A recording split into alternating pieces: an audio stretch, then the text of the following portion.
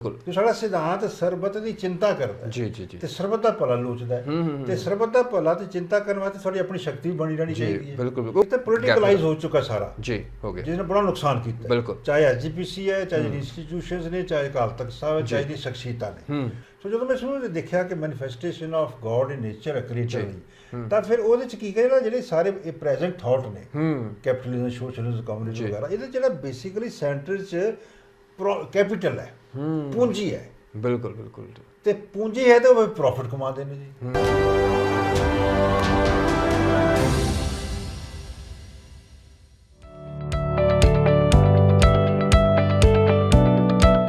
ਵਿਰਾਸਤ ਟੈਲੀਵਿਜ਼ਨ ਦੇ ਨਾਲ ਜੁੜੇ ਆਪ ਸਾਰੇ ਹੀ ਦਰਸ਼ਕਾਂ ਦਾ ਸਵਾਗਤ ਹੈ। ਪ੍ਰੋਗਰਾਮ ਅਦਬ ਸੰਸਾਰ ਵਿੱਚ ਆਪ ਸਾਰਿਆਂ ਨੂੰ ਜੀ ਆਇਆਂ ਨੂੰ ਆਖਦੇ ਹਾਂ। ਮੇਰੇ ਵੱਲੋਂ ਪਿਆਰ ਭਰੀ ਸਤਿ ਸ੍ਰੀ ਅਕਾਲ, ਆਦਾਬ, ਵਾਹਿਗੁਰੂ ਜੀ ਕਾ ਖਾਲਸਾ, ਵਾਹਿਗੁਰੂ ਜੀ ਕੀ ਫਤਿਹ। ਉਮੀਦ ਤੇ ਅਰਦਾਸ ਕਰਦਾ ਹਾਂ ਜਿੱਥੇ ਕਿਤੇ ਹੋਵੋਗੇ ਪ੍ਰਮਾਤਮਾ ਅਕਾਲ ਪੁਰਖ ਅੱਲਾਹ ਤਾਲਾ ਦੇ ਭਾਣੇ ਵਿੱਚ ਆਪਣੀ ਜ਼ਿੰਦਗੀ ਬਹੁਤ ਖੂਬਸੂਰਤੀ ਦੇ ਨਾਲ ਮਾਣ ਰਹੇ ਹੋਵੋਗੇ। ਦੋਸਤੋ, ਪ੍ਰੋਗਰਾਮ ਅਦਬ ਸੰਸਾਰ ਵਿੱਚ ਅਸੀਂ ਖਾਸ ਤੌਰ ਤੇ ਗੱਲਬਾਤ ਕਰਦੇ ਹਾਂ ਸਾਹਿਤ ਬਾਰੇ ਤੇ ਸਾਹਿਤ ਦੇ ਸਿਰਜਣਹਾਰ ਬਾਰੇ। ਸਾਹਿਤ ਬਾਰੇ ਆਮ ਤੌਰ ਤੇ ਗੱਲ ਹੁੰਦੀ ਹੈ ਵੀ ਸਾਹਿਤ ਪੜ੍ਹਨਾ ਚਾਹੀਦਾ ਹੈ, ਸਾਹਿਤ ਨਾਲ ਜੁੜਨਾ ਚਾਹੀਦਾ ਹੈ। ਉਹ ਸਾਹਿਤ ਦੀਆਂ ਕਈ ਕਿਸਮਾਂ ਨੇ, ਨਾਵਲ ਦੇ ਰੂਪ ਵਿੱਚ, ਨਾਟਕ ਦੇ ਰੂਪ ਵਿੱਚ, ਕਵਿਤਾ ਦੇ ਰੂਪ ਵਿੱਚ, ਗਜ਼ਲ ਦੇ ਰੂਪ ਦੇ ਵਿੱਚ, ਸਵੈ ਜੀਵਨੀ ਦੇ ਰੂਪ ਦੇ ਵਿੱਚ, ਸਫ਼ਰਨਾਮੇ ਦੇ ਰੂਪ ਦੇ ਵਿੱਚ। ਉਹ ਧਾਰਮਿਕ ਹੋ ਸਕਦਾ ਆ, ਉਹ ਸਮਾਜਿਕ ਸਾਹਿਤ ਹੋ ਸਕਦਾ ਆ, ਉਹ ਰੋਮਾਂਚਿਤ ਸਾਹਿਤ ਹੋ ਸਕਦਾ ਆ। ਅੱਜ ਖਾਸ ਤੌਰ ਤੇ ਗੱਲਬਾਤ ਕਰਨ ਜਾ ਰਹੇ ਹਾਂ ਸਿੱਖ ਸਾਹਿਤ ਬਾਰੇ, ਜਿੱਥੇ ਸਿੱਖ ਇਤਿਹਾਸ, ਸਿੱਖ ਪਰੰਪਰਾਵਾਂ, ਸਿੱਖ ਵਿਰਾਸਤ, ਸਿੱਖ ਸੱਭਿਆਚਾਰ, ਸਿੱਖ ਸਿਧਾਂਤਾਂ ਦੀ ਗੱਲ ਹੋਵੇ। ਐਸਾ ਸਿੱਖ ਸਾਹਿਤ ਤੇ ਨਾਲ ਦੀ ਨਾਲ ਗੱਲ ਕਰਾਂਗੇ ਉਸ ਸਾਹਿਤ ਦੇ ਸਿਰਜਣਹਾਰ ਵਾਲੇ ਦੇ ਨਾਲ ਜਿਸ ਨੇ ਉਸ ਸਾਹਿਤ ਨੂੰ ਸਿਰਜਿਆ। ਔਰ ਗੱਲ ਕਰਨ ਜਾ ਰਹੇ ਹਾਂ, ਆਮ ਤੌਰ ਤੇ ਅਸੀਂ ਦੇਖਦੇ ਹਾਂ ਵੀ ਕਿਤਾਬਾਂ ਛਪਦੀਆਂ ਨੇ, ਲੋਕ ਪੜ੍ਹਦੇ ਨੇ, ਪ੍ਰਕਾਸ਼ਿਤ ਹੁੰਦੀਆਂ ਨੇ। ਕਿਤਾਬਾਂ ਦੀ ਗੱਲ ਹੁੰਦੀ ਹੈ, ਕਿਤਾਬ ਦਾ ਮਤਲਬ ਹੁੰਦਾ ਬਈ 100, 125, 150, 200 ਪੇਜ। ਸੋ ਅੱਜ ਅਸੀਂ ਇੱਕ ਐਸੇ ਸਾਹਿਤ ਬਾਰੇ ਗੱਲ ਕਰਾਂਗੇ ਜੋ ਕੇਵਲ ਕੁਝ ਕੁ ਪੰਨਿਆਂ ਤੱਕ ਮਹਿਦੂਦ ਨਹੀਂ ਰਹਿੰਦਾ, ਬਲਕਿ ਬਹੁਤ ਵੱਡ ਆਕਾਰੀ ਕਿਤਾਬਾਂ ਨੇ। ਪਰ ਉਹ ਵੱਡ ਆਕਾਰੀ ਕਿਤਾਬਾਂ ਕਿਸ ਨੇ ਲਿਖੀਆਂ, ਉਸ ਸਾਹਿਤਕਾਰ ਦੇ ਨਾਲ ਗੁਫ਼ਤਗੂ ਕਰਾਂਗੇ। ਲਗਭਗ 17 ਕਿਤਾਬਾਂ ਹੁਣ ਤੱਕ ਉਹਨਾਂ ਨੇ ਆਪਣੇ ਸਾਹਿਤਕ ਸਫ਼ਰ ਦੇ ਵਿੱਚ ਲਿਖੀਆਂ ਨੇ। ਉਹਨਾਂ ਕਿਤਾਬਾਂ ਦੇ ਬਾਰੇ ਸੰਖੇਪ ਚਰਚਾ ਕਰਾਂਗੇ, ਉਹਨਾਂ ਦੇ ਸਾਹਿਤਕ ਸਫ਼ਰ ਦੇ ਬਾਰੇ ਜ਼ਿਆਦਾ ਚਰਚਾ ਕਰਾਂਗੇ। ਮੇਰੇ ਕਹਿਣ ਤੋਂ ਭਾਵ ਸ੍ਰੀ ਅਨੰਦਪੁਰ ਸਾਹਿਬ ਦੀ ਪਾਵਨ ਧਰਤੀ ਤੋਂ ਭਾਈ ਸਾਹਿਬ ਭਾਈ ਹਰਸਿਮਰਨ ਸਿੰਘ ਜੀ, ਜੋ ਕਿਸੇ ਜਾਣ ਪਛਾਣ ਦੇ ਮੁਹਤਾਜ ਨਹੀਂ ਹੈ। ਲਗਾਤਾਰ ਪੰਥਕ ਹਲਕਿਆਂ ਦੇ ਵਿੱਚ ਉਹਨਾਂ ਨੇ ਜਿੱਥੇ ਕਲਮ ਦੇ ਨਾਲ ਕੰਮ ਕੀਤਾ, ਉੱਥੇ ਵਿਅਕਤੀਗਤ ਤੌਰ ਤੇ ਵੀ ਉਹਨਾਂ ਨੇ ਹਰ ਮੋਰਚੇ ਦੇ ਵਿੱਚ ਜਿਹੜਾ ਆ ਬੜੀ ਅਹਿਮ ਭੂਮਿਕਾ ਨਿਭਾਈ ਹੈ। ਪੰਥਕ ਮੁੱਦਿਆਂ ਦੇ ਉੱਤੇ ਹਮੇਸ਼ਾ ਉਹ ਚਰਚਿਤ ਰਹਿੰਦੇ ਨੇ। ਹਮੇਸ਼ਾ ਉਹਨਾਂ ਦੀ ਜਿਹੜੀ ਰਾਏ ਹੁੰਦੀ ਹੈ ਬੜੀ ਬੇਬਾਕ ਹੁੰਦੀ ਹੈ, ਬਾਕਮਾਲ ਹੁੰਦੀ ਹੈ, ਔਰ ਬੜੀ ਲੌਜਿਕ ਦੇ ਨਾਲ ਉਹਨਾਂ ਨੇ ਗੱਲ ਜਿਹੜੀ ਹੈ ਕਰਨੀ ਹੁੰਦੀ ਹੈ। ਸੋ ਸਭ ਤੋਂ ਪਹਿਲਾਂ ਅਸੀਂ ਸਵਾਗਤ ਕਰਦੇ ਹਾਂ ਭਾਈ ਸਾਹਿਬ ਭਾਈ ਹਰਸਿਮਰਨ ਸਿੰਘ ਜੀ ਦਾ ਪ੍ਰੋਗਰਾਮ ਦੇ ਵਿੱਚ। ਜੀ ਆਇਆਂ ਨੂੰ ਜੀ। ਵਾਹਿਗੁਰੂ ਜੀ ਕਾ ਖਾਲਸਾ, ਵਾਹਿਗੁਰੂ ਜੀ ਕੀ ਫਤਿਹ ਜੀ। ਸਿਹਤਾਂ ਕਿੱਦਾਂ ਨੇ, ਹਾਲ ਕੀ ਹੈ ਜੀ? ਹਾਂ ਠੀਕ ਹੈ ਨਾ ਜੀ, ਚੜ੍ਹਦੀ ਕਲਾ ਜੀ। ਅਨੰਦਪੁਰ ਸਾਹਿਬ ਦਾ ਕੀ ਹਾਲ ਹੈ ਜੀ? ਬਹੁਤ ਗੁਰੂ ਕਿਰਪਾ ਜੀ। ਜੀ, ਗੁਰੂ ਧਰਤੀ ਹੈ, ਬਿਲਕੁਲ। ਬੜਾ ਅੱਛਾ ਵਾਤਾਵਰਨ ਹੈ, ਬੜਾ ਅੱਛੀ ਇੱਥੇ ਆਬੋ ਹਵਾ ਹੈ, ਗਰੀਬੀ ਹੈ, ਔਰ ਬੜਾ ਅੱਛਾ ਆਨੰਦ ਵੀ ਸਮਾਦ ਹੈ ਜੀ। ਬਿਲਕੁਲ। ਮੈਂ ਨਾ ਇਹਨਾਂ ਦੇ ਸਿਟੀ ਆਫ ਬਲਿਸ ਜੀ, ਜਦੋਂ ਮੈਂ ਗੇਟ ਦੇ ਅੰਦਰ ਐਂਟਰ ਕੀਤਾ ਨਾ, ਉੱਥੇ ਲਿਖਿਆ ਹੋਇਆ ਸੀ ਵੀ ਆਨੰਦਾਂ ਦੀ ਪੂਰੀ ਆਨੰਦਪੁਰ ਵਿੱਚ ਤੁਹਾਡਾ ਸਵਾਗਤ ਹੈ। ਹਾਂ ਜੀ। ਸੋ ਉੱਥੇ ਵੈਸੇ ਤਾਂ ਜਦੋਂ ਅਸੀਂ ਦਰਿਆ ਦਾ ਪੁਲ ਪਾਰ ਕਰਦੇ ਆ ਨਾ, ਤੇ ਵੈਸੇ ਇੱਕ ਰੂਹਾਨੀਅਤ ਆਪਣੇ ਆਪ ਹੀ ਇੱਕ ਝਰਨਾਹਟ ਜੀ ਪੂਰੇ ਜਿਸਮ ਦੇ ਵਿੱਚ ਉਹ ਆਪਣੀ ਕਾਰਵਾਈ ਪਾ ਜਾਂਦੀ ਹੈ, ਤੇ ਲੱਗਦਾ ਵੀ ਹੁਣ ਅਸੀਂ ਇੱਕ ਰੂਹਾਨੀਅਤ ਦੇ ਤਖਤ ਵੱਲ ਵੱਧ ਰਹੇ ਹਾਂ। ਸੋ ਉਸ ਧਰਤੀ ਤੋਂ ਪੰਥ ਦੀ ਬਹੁਤ ਵੱਡੀ ਸੇਵਾ ਕੀਤੀ ਜਾ ਰਹੀ ਹੈ ਭਾਈ ਹਰਸਿਮਰਨ ਸਿੰਘ ਜੀ ਹੁਣਾਂ ਵੱਲੋਂ। ਸੋ ਪਹਿਲਾਂ ਤਾਂ ਮੈਂ ਇਹ ਜਾਣਨਾ ਚਾਹਾਂਗਾ ਵੀ ਸਾਹਿਤ ਵਾਲੇ ਪਾਸੇ, ਕਿਉਂਕਿ ਤੁਸੀਂ ਬਹੁਤ ਸਾਰੀ ਮੂਵਮੈਂਟ ਦੇ ਵਿੱਚ ਵੀ ਸ਼ਾਮਲ ਹੋਏ ਆ, ਜੇਲ੍ਹਾਂ ਵੀ ਕੱਟੀਆਂ ਆ, ਸੋ ਉਹ ਸਾਰੇ ਵਿੱਚੋਂ ਸਾਹਿਤ ਵਾਲੇ ਪਾਸੇ ਤੁਰਨਾ, ਇਹ ਫੁਰਨਾ ਜਿਹੜਾ ਆ ਸਭ ਤੋਂ ਪਹਿਲਾਂ ਕਿਵੇਂ ਆਇਆ? ਦੇਖੋ ਜੀ, ਬੇਸਿਕਲੀ ਤਾਂ ਮੈਂ ਪੋਲੀਟੀਕਲ ਐਕਟਿਵਿਸਟ ਰਿਹਾ ਜੀ, ਆਪਣੀ ਜਵਾਨੀ ਦੇ ਸਮੇਂ ਤੋਂ, 70s ਤੋਂ ਜੀ। ਉਹ ਵੱਖਰਾ ਦੌਰ ਸੀ ਜਦੋਂ ਪੰਜਾਬ ਵਿਸ਼ਵਾ ਬਣਿਆ ਸੀਗਾ, ਸੰਘਰਸ਼ ਜਿਹੜਾ ਚੰਡੀਗੜ੍ਹ ਦਾ ਜਾਂ ਪਾਣੀ ਹੋਇਆ, ਸਾਰਾ ਸੰਘਰਸ਼ ਲੜਿਆ ਜਾ ਰਿਹਾ ਸੀ। ਤੇ ਅਸੀਂ ਇਸ ਪਾਸੇ ਸਿੱਖ ਫੈਡਰੇਸ਼ਨ ਰਾਹੀਂ ਜੀ 73, 71, 72 ਚ ਆਏ ਸੀ ਜੀ। ਉਸ ਤੋਂ ਬਾਅਦ ਥੋੜਾ ਐਮਰਜੈਂਸੀ, ਥੋੜਾ ਗੈਪ ਹੈ ਜੀ।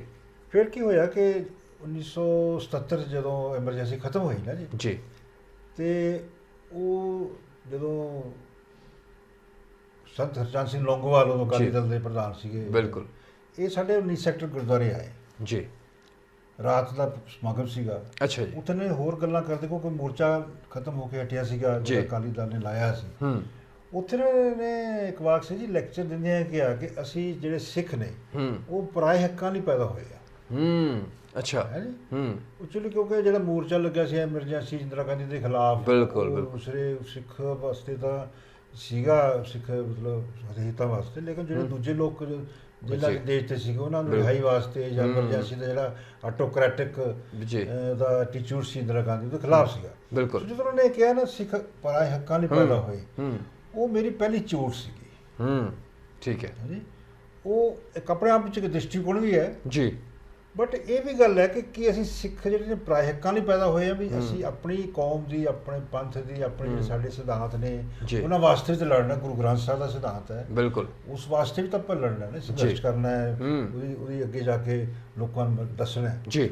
ਸੋ ਮੈਂ ਉਸ ਤੋਂ ਬਾਅਦ ਆਰਟੀਕਲ ਲਿਖਿਆ ਦੂਜੇ ਦਿਨ। ਅੱਛਾ ਜੀ।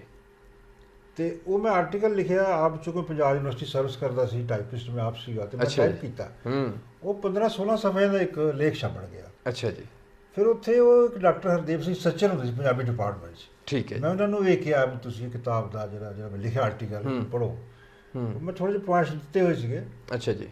ਤੇ ਉਹ ਉਹਨਾਂ ਨੇ ਸਾਰਾ ਪੜ੍ਹਿਆ ਤੇ ਉਹਨਾਂ ਨੇ ਬੜੀ ਅੱਛੀ ਰਾਏ ਦਿੱਤੀ ਵੀ ਸਿਮਰ ਸਿੰਘ ਤੁਸੀਂ ਇਸ ਨੂੰ ਨਾ ਇੱਕ ਵੱਡੇ ਜਿਹੜੇ ਆਈਡੀਆ ਦਿੱਤੇ ਨੇ ਉਹਦੇ ਚੈਪਟਰ ਬਣਾ ਲਓ। ਅੱਛਾ, ਵਾਹ। ਉਹ ਚੈਪਟਰ ਵੰਡ ਕਰੋ। ਠੀਕ ਹੈ। ਕੀ ਹਾਲਾਤ ਨੇ, ਕਿੰਨਾ ਨਾਲ ਸਾਡੀ। ਮੈਂ ਫਿਰ ਚੈਪਟਰ ਵੰਡ ਕੀਤੀ ਜੀ। ਅੱਛਾ ਜੀ। ਉਹ ਫਿਰ 100 ਸਫ਼ੇ ਦੀ ਕਿਤਾਬ ਬਣ ਗਈ। ਠੀਕ ਹੈ। That was my first publication. Okay. Sikh ਹੱਕਾਂ ਦੀ ਭੂਮਿਕਾ ਸੀ ਨਾਂ ਰੱਖਿਆ ਉਹਦਾ। ਵਾਹ, ਕੀ ਬਾਤ। ਸਿੱਖ ਹੱਕਾਂ ਦੀ ਭੂਮਿਕਾ। ਸਿੱਖ ਹੱਕਾਂ ਦੀ ਭੂਮਿਕਾ, ਕਿਉਂਕਿ ਉਹ ਇੱਕ ਇੰਟਰੋਡਕਟਰੀ ਸੀਗਾ। ਬਿਲਕੁਲ। ਸੋ ਅਸੀਂ ਉਸ ਤੋਂ ਬਾਅਦ ਉਹ ਲਿਖਿਆ ਤੇ ਉਹ ਫਿਰ ਉਹਦੇ 2 ਰੁਪਏ ਕੀਮਤ ਰੱਖੀ ਸੀ, ਕਿਉਂਕਿ ਸਾਡਾ ਮਕਸਦ ਸੀ ਕੋਈ ਮਤਲਬ ਉਹ 'ਚ ਮੋਨੀਟਰੀ ਬੈਨੀਫਿਟ ਲੈਣਾ ਨਹੀਂ ਹੁੰਦਾ, ਚਲੋ ਪ੍ਰਚਾਰ ਦੇ ਤੌਰ ਤੇ ਦਈਏ ਸੀ।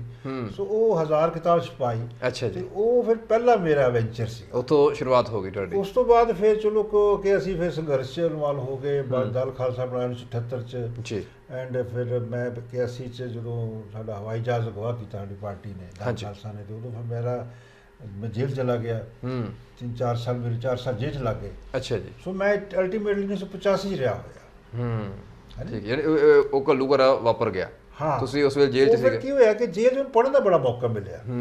ਤਿਹਾੜ ਜੇਲ੍ਹ 'ਚ ਵੀ ਮੈਂ ਰਿਹਾ, ਉੱਥੇ ਲਾਇਬ੍ਰੇਰੀ 'ਚ ਸੀਗਾ, ਕਿਤਾਬ ਮਿਲ ਜਾਂਦੀ ਸੀ, ਬੜਾ ਲਿਟਰੇਚਰ, ਵਰਲਡ ਲਿਟਰੇਚਰ ਪੜ੍ਹਿਆ। ਓਕੇ। ਤੇ ਆਪਣੀ ਕੌਮ ਦੇ ਨਾਲ ਉਹਦਾ ਜਿਹੜਾ ਸਾਰਾ ਇੱਕ ਮਿਲਾਨ ਕੀਤਾ।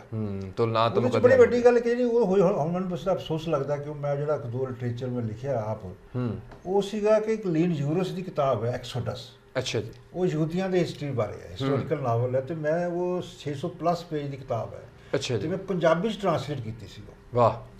ਤੇ ਇੱਕ ਚੇ ਗਵੇਰਾ ਦੀ ਕਿਤਾਬ ਸੀ, ਗਰੀਲਾ ਵਾਰਫੇਅਰ। ਹਾਂ। ਉਹ 100+ ਪੇਜ, ਉਹ ਵੀ ਮੈਂ ਕੀਤੀ ਜੀ। ਅੱਛਾ ਜੀ। ਅਨਫੋਰਚੂਨੇਟਲੀ ਉਹ ਕਿਤੇ ਗਵਾਚ ਗਿਆ ਖੜਾ ਜੀ। ਲੇਕਿਨ ਮੈਂ ਫਿਰ ਮੇਰੇ ਲਿਖਣ ਦੀ ਮੇਰੀ ਬੜੀ ਇੱਛੀ ਸੀ ਕਿ ਮੈਂ ਫਿਰ ਜਦੋਂ ਅੰਮ੍ਰਿਤਸਰ ਜੇਲ੍ਹ ਦੇ ਵਿੱਚ 1983 ਦੀ ਗੱਲ ਹੈ। ਅੱਛਾ ਜੀ। ਫਿਰ ਮੈਂ ਕਲਮ ਚੁੱਕੀ ਆਪ, ਉਹ ਡਾਇਰੀ ਲਿਖੀ। ਉਹ ਫਿਰ ਮੈਂ ਜਿਹੜੀ ਪਰ ਹਰ ਦਿਨ ਦੇ ਵਿੱਚ ਜੋ ਘਟਨਾ ਵਾਪਰਦੀ ਸੀ ਮੈਂ ਇੰਗਲਿਸ਼ 'ਚ ਲਿਖਣੀ ਸ਼ੁਰੂ ਕਰਤਾ ਸੀ। ਅੱਛਾ। ਉਹ ਫਿਰ ਜਦੋਂ ਮੈਂ ਆਇਆ ਤੇ ਮੈਂ ਟਾਈਪ ਕਰਾ ਲੈਂਦਾ ਸੀ ਉਸ ਜੇਲ੍ਹ 'ਚ। ਉਹਦਾ ਲਾਸਟ ਪੰਨਾ 10 ਡੇ ਡਾਇਰੀ ਸੀ। ਅੱਛਾ। ਉਹ ਮੈਂ 84 'ਚ ਫਿਰ ਪੂਰਾ ਕੀਤਾ। ਅੱਛਾ। ਉਹ ਜਦੋਂ ਬਾਹਰ ਆਇਆ ਤੇ ਮੈਂ ਉਹਨੂੰ ਅੰਗਰੇਜ਼ੀ ਛਪਾਉਣ ਦਾ ਯਤਨ ਕੀਤਾ ਤੇ ਛਪ ਵੀ ਜਾਣੀ ਸੀ, ਬਟ ਉਹ ਪਬਲਿਸ਼ਰ ਨੇ ਕਿਹਾ ਵੀ ਪੰਜਾਬੀ 'ਚ ਲਿਖੋ। ਉਹ ਪੰਜਾਬੀ ਲਿਖਣ ਕਰਕੇ ਫਿਰ 5-7 ਸਾਲ ਮੇਰੇ ਲੱਗ ਗਏ। ਮੈਂ ਸਕੂਲ ਖੋਲ੍ਹਿਆ ਸੀ, ਸਾਰਾ ਸੈਟਲ ਹੋਣਾ ਸੀਗਾ। ਸੋ ਉਹ ਫਿਰ ਮੈਂ ਬਾਅਦ ਵਿੱਚ 1995 'ਚ ਉਹ ਕਿਤਾਬ ਜਿਹੜੀ ਹੈ ਨਾ ਜੀ, ਉਹਦੇ ਨਾਲ ਹੋਰ ਪਾਰਟ ਜੋੜਿਆ ਜੀ, ਜਿਸ ਵੱਡੀ ਕਿਤਾਬ ਕਹਿੰਦੇ ਹੋ, ਉਹ ਸੀ ਕਿ 200-250 ਹੋਏ ਤੇ ਫਿਰ ਨਾਲ ਹੋਰ ਜੋੜਨ ਨਾਲ 400+ ਪੇਜ 400+ ਹੋ ਗਏ। ਸੋ ਖਾਲਸਾ ਯੁੱਗ ਦੇ ਪੈਂਡੇ। ਵਾਹ। ਤੇ ਪਹਿਲੀ ਕਿਤਾਬ ਸਿੱਖ ਸਫ਼ਰ ਦੀਆਂ ਪੈੜਾਂ। ਸਿੱਖ ਸਫ਼ਰ ਦੀਆਂ ਪੈੜਾਂ, ਉਹਨਾਂ ਨੂੰ ਮਿਲਾ ਕੇ ਮੈਂ ਫਿਰ ਮਹਾਂਪੁਰਸ਼ ਦੀ ਸੀਰੀਜ਼ ਸ਼ੁਰੂ ਕੀਤੀ। ਵਾਹ, ਕੀ ਬਾਤ ਹੈ। ਮਹਾਂਪੁਰਸ਼ ਦੀ ਸੀਰੀਜ਼ ਪਹਿਲੀ ਸੀਗੀ ਸਿੱਖ ਰਾਜਨੀਤੀ ਸ਼ਾਸਤਰ ਦੀ ਭੂਮਿਕਾ, ਤੇ ਦੂਸਰੀ ਫਿਰ ਕਿਤਾਬ 1998 'ਚ ਮੈਂ ਫਿਰ ਉਹ ਲਿਖੀ, ਉਹ ਸੀ ਸਿੱਖ ਪੰਥਕ ਏਜੰਡਾ। ਸਿੱਖ ਪੰਥਕ ਏਜੰਡਾ। ਪੰਥਕ ਏਜੰਡਾ, ਉਹ ਮਹਾਂਪੁਰਸ਼ ਪਾਰਟ 2। ਠੀਕ ਹੈ ਜੀ। ਤੇ ਤੀਸਰੀ ਫਿਰ ਮੈਂ 1999 'ਚ ਮਹਾਂਪੁਰਸ਼ ਪਾਰਟ 3, ਉਹ ਖਾਲਸਾ ਪੰਥ ਦਾ ਨੀਤੀ ਸ਼ਾਸਤਰ, ਉਹਦਾ ਸਬ ਟਾਈਟਲ ਹੈ ਜੀ। ਉਹ ਵੀ ਮਤਲਬ ਸਾਰਾ ਸਰਬੱਤ ਖਾਲਸੇ ਦਾ ਸਾਰਾ ਜ਼ਿਕਰ ਕੀਤਾ। ਕਿਉਂਕਿ ਮੇਰੀ ਜਿਹੜੀ ਅਪਰੋਚ ਹੈ ਨਾ ਜੀ, ਉਹ ਜਿਸ ਤਰ੍ਹਾਂ ਆਮ ਸਾਹਿਤਕਾਰ ਲਿਖਦੇ ਨੇ, ਕੋਈ ਨਾਵਲ ਲਿਖਦਾ ਹੈ, ਕੋਈ ਕਹਾਣੀਆਂ ਦੀ ਕਿਤਾਬ ਲਿਖਦਾ, ਪੋਇਟਰੀ ਲਿਖਦਾ, ਬਿਲਕੁਲ ਇਟਸ ਨਾਟ ਲਾਈਕ ਦੈਟ। ਮੈਂ ਮਤਲਬ ਹਿਸਟਰੀ ਨੂੰ ਫਿਲੋਸਫੀਕਲ ਕਰ ਦਿੰਦਾ ਤੇ ਫਿਲੋਸਫੀ ਨੂੰ ਹਿਸਟਰੀ 'ਚ ਪਾ ਦਿੰਦਾ। ਠੀਕ ਹੈ ਜੀ। ਤੇ ਜੋ ਘਟਨਾਵਾਂ ਵਾਪਰਦੀਆਂ ਨੇ ਉਹਦਾ ਮਤਲਬ ਐਨ ਬਰੀਕੀ ਨਾਲ ਐਨਾਲਿਸਿਸ ਕਰਦਾ ਜੀ। ਫਿਰ ਮੈਂ ਪਾਤਰ ਖੜੇ ਕਰਦਾ। ਜਿਹੜੀ ਮੇਰੀ ਪਹਿਲੀਆਂ 2 ਕਿਤਾਬਾਂ ਨੇ ਜੀ, ਉਹ ਪਾਤਰ ਮੇਰੇ ਨੇ ਜੋ ਪਹਿਲੀ ਕਿਤਾਬ ਲਿਖਦਾ, ਉਹ ਤਾਂ ਜਦੋਂ ਪਾਤਰ ਮੇਰੇ ਜੇਲ੍ਹ ਸੀਗੇ ਜੀ, ਜੋ ਅਸੀਂ ਉਹਨਾਂ ਨਾਲ ਗੱਲਬਾਤ ਕਰਦੇ ਸੀ, ਪਾਤਰਾਂ ਨੂੰ ਜੋ ਗੱਲਬਾਤ ਕਰਦਾ ਸੀ ਮੈਂ ਲਿਖ ਦਿੰਦਾ ਸੀਗਾ ਜੀ। ਜਿਵੇਂ ਇੱਕ ਦਵਿੰਦਰ ਸਿੰਘ ਢਿੱਲੋਂ ਹੁੰਦਾ ਸੀਗਾ, ਯੂਨੀਅਨਿਸਟ ਸੀਗਾ, ਯੂਨੀਅਨਿਸਟ, ਉਹਦੇ ਨਾਲ ਜੋ ਗੱਲਬਾਤ ਹੋਣੀ, ਫਿਕਸ ਇੱਕ ਗੁਰਰਾਜ ਸਿੰਘ ਵੇਰਕਾ ਹੁੰਦੇ ਸੀ, ਉਹ ਮੈਨੂੰ ਸਵਾਲ ਕਰਦੇ ਸੀ ਤੇ ਮੈਂ ਉਹਦਾ ਜਵਾਬ ਦਿੰਦਾ ਸੀ, ਮੈਂ ਲਿਖ ਦਿੰਦਾ ਸੀ। ਸੋ ਇਸ ਤਰ੍ਹਾਂ ਕਰਕੇ ਫਿਰ ਉਹ ਜਿਹੜੀ ਦੂਜੀ ਕਿਤਾਬ ਦੀ ਪਹਿਲੀ ਕਿਤਾਬ ਦਾ ਦੂਜਾ ਪਾਰਟ ਹੈ, ਉਹ ਫਿਰ ਦੋ ਪਾਤਰ ਮੈਂ ਖੜੇ ਕਰਦਾ, ਗਿਆਨ ਸਿੰਘ ਤੇ ਗੁਰਮੁਖ ਸਿੰਘ। ਅੱਛਾ ਜੀ। ਉਹ ਸਾਰੀ ਰਾਤ ਦਾ ਡਾਇਲੋਗ ਕਰਦੇ ਆ, ਸੰਵਾਦ ਹੋ ਗਿਆ। ਸੰਵਾਦ ਮਤਲਬ ਉਹ ਸਵਾਲ ਕਰਦੇ ਨੇ, ਮੈਂ ਜਵਾਬ ਦੇਣਾ, ਵਿੱਚ ਸਭ ਡਾਇਲੋਗ ਦੇ ਵਿੱਚ ਨਾ ਪੂਰਾ ਕਿਤਾਬ ਦਾ ਜਿਹੜੀ ਮਹਾਪੁਰਸ਼ ਇਹਦੇ ਤਿੰਨੋਂ ਜਿਹੜੇ ਡਾਇਲੌਗ ਹੈਗੇ, ਤਿੰਨੋਂ ਭਾਗਾਂ ਵਿੱਚ ਡਾਇਲੌਗ, ਤਿੰਨ ਭਾਗਾਂ 'ਚ ਲਿਖਦਾ ਜੀ। ਮੇਰਾ ਹੁੰਦਾ ਸੀ ਕਿ ਜਦੋਂ ਕਿਤਾਬ ਮੈਂ ਕਿਉਂਕਿ ਜਦੋਂ ਲਿਖਣਾ ਸ਼ੁਰੂ ਕੀਤਾ ਤੇ ਜਦੋਂ ਇੱਕ ਕਿਤਾਬ ਛਪਣੀ ਸ਼ੁਰੂ ਕਰ ਦਿੰਦੀ ਸੀ ਤੇ ਮੈਂ ਦੂਜੀ ਸ਼ੁਰੂ ਕਰ ਲੈਂਦਾ ਸੀ, ਸ਼ੁਰੂ ਕਰ ਲਿਆ। ਠੀਕ ਹੈ, ਮੇਰਾ ਇੱਕ ਪੈਸ਼ਨ ਬਣ ਗਿਆ। ਮੇਰਾ ਮੂਲ ਮਕਸਦ ਕੀ ਸੀ, ਕਵਾਕ ਸੀ ਜੀ, ਜਿਹੜੀ ਬੜੀ ਵੱਡੀ ਗੱਲ ਹੈ, ਜਿਹੜੀ ਅੱਜ ਮੈਂ ਜਦੋਂ 2023 'ਚ ਬੈਠ ਕੇ ਸਾਰਾ ਪਿਛਲੇ 30-35 ਸਾਲ ਦਾ ਐਨਾਲਿਸਿਸ ਕਰਦਾ, ਤਾਂ ਮੈਂ ਜਦੋਂ ਪਹਿਲਾ ਫੈਸਲਾ ਕੀਤਾ ਸੀ ਵੀ ਭਾਈ ਮੈਂ ਦੇਖੋ ਜਿੰਨਾ ਵੀ ਮੈਂ ਪੜ੍ਹਿਆ ਜਾਂ ਜਿੱਦਾਂ ਮੈਨੂੰ ਗੁਰਬਾਣੀ ਦਾ ਜਾਂ ਜਿਤਨੀ ਮੈਨੂੰ, ਕਿਉਂਕਿ ਮੈਂ ਆਪ MLLB ਆ, ਪੋਲੀਟੀਕਲ ਸਾਇੰਸ ਕੀਤੀ, ਹਿਸਟਰੀ ਪੜ੍ਹੀ ਹੈ, ਜੋ ਮੈਡੀਕਲ ਵੀ ਪੜ੍ਹਿਆ, pre medical pre engineering student ਵੀ ਰਿਹਾ ਮੈਂ। ਸੋ ਮੇਰਾ ਸਾਰਾ ਕਾਕਟੇਲ ਜਿਹਾ ਬਣਿਆ ਗਿਆਨ ਦਾ। ਸੋ ਉਸ ਕਰਕੇ ਮੈਂ ਫਿਰ ਸੋਚਿਆ ਵੀ ਇਹਦਾ ਜਿੱਥੇ ਗੈਪ ਕੀ ਹੈ, ਸਿੱਖ ਪੁੱਚੀ ਲਹਿਰ ਦੇ 350 ਆਫਟਰ ਗੁਰੂ ਪੀਰੀਅਡ ਕਿੱਥੇ ਗੈਪ ਰਹਿ ਗਏ।